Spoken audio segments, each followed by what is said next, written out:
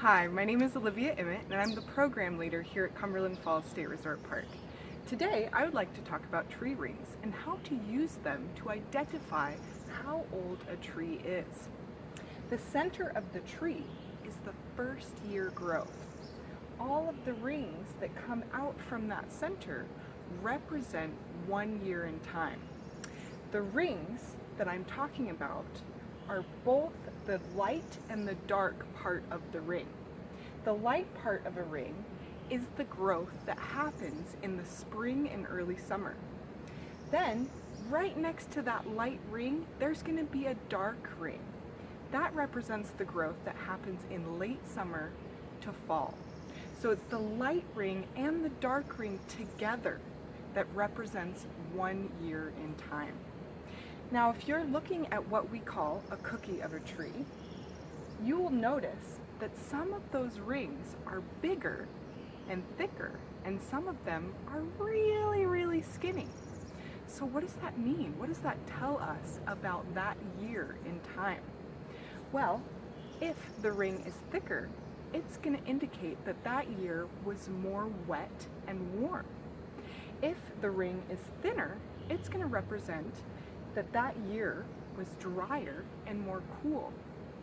So this is really useful because we have only been taking a daily record of the weather for around 100 to 150 years in most parts of the world.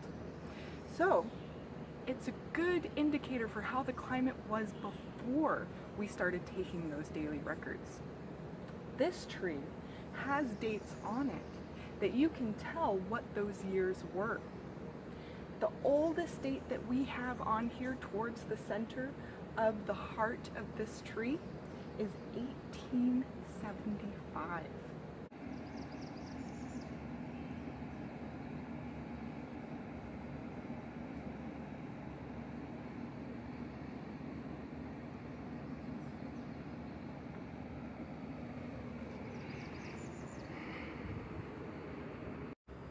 Tree rings aren't the only thing that you can use to identify what the environment was like when the tree was living.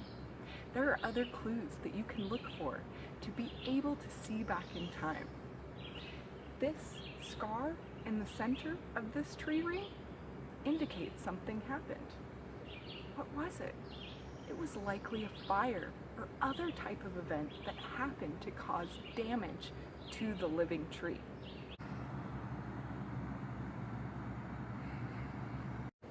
Now we know that this tree was around 150 years old, if not older.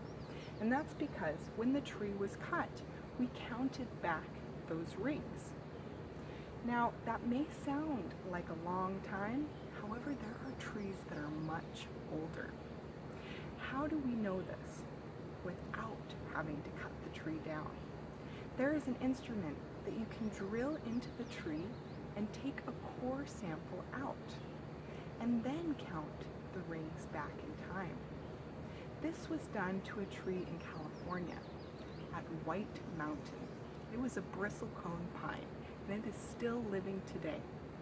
It is close to 5,000 years old, and it definitely is one of the oldest trees that is still living. Now, trees aren't the only thing that we can do this with. Like I said, we've only been recording the daily weather for about 100 to 150 years. Now, we can also do this with ice core samples from glaciers. We can also do this with coral. So trees, glacier ice cores, and also coral samples are great indicators to let us know what the climate was like before we were taking daily records.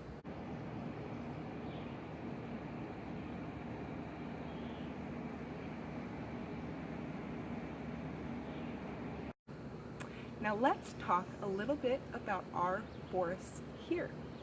They're actually not that old in comparison to what they used to be. That's because a lot of the trees here were completely cut down in the 18 and 1900s. That means most of the trees here are second or even third growth trees, meaning they've been cut several times. There are pockets in Kentucky where old growth trees still exist, and they are big. So when you're out in the forest and you're looking up at the trees, imagine them being even bigger.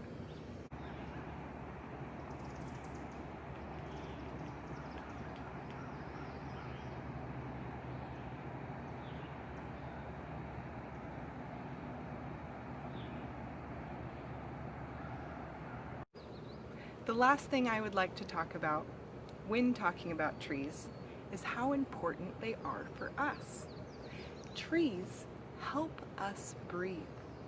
When you breathe out carbon dioxide, the trees take it in, and in return, they breathe out oxygen that then we breathe back in. This cycle helps keep a balance here. So, you might have a little bit more gratitude the next time that you go out in the forest or even spend some time with a tree in your backyard. I hope you have a good week. Thank you.